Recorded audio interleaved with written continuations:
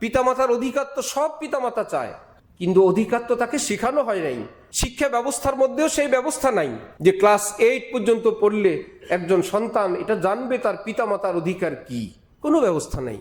ব্যবস্থা আছে এভাবে রাস্তা বানানো লাগবে, এভাবে ব্রিজ বানানো লাগবে, এভাবে টেক্সটাইল বানানো লাগবে, এভাবে পয়সা বানানো লাগবে, এভাবে মহাকাশ অভিযান করা লাগবে।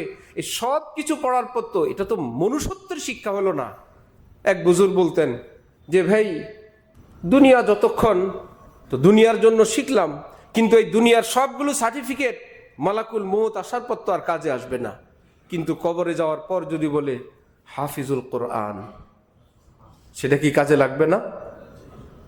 তিনি একজন আল্লাহওয়ালা, তিনি বড় পীর জিলানী, তিনি আবু হুরায়রা, তার আবু হুরায়রার এই সাহাবী হওয়ার সার্টিফিকেট কাজে লাগবে কি না? কাজে লাগবে। আল কাইয়িসু মান দানা নাফসাহু ওয়া আমিলা লিমা বাদাল মাউত। তো সুন্দর নাম রাখার পর বাচ্চাকে ভালো মন্দ দিন শিখানো। এই দিন শিখানোর অর্থ আলেম বানানো ফরজ না, ফরজে আইন না।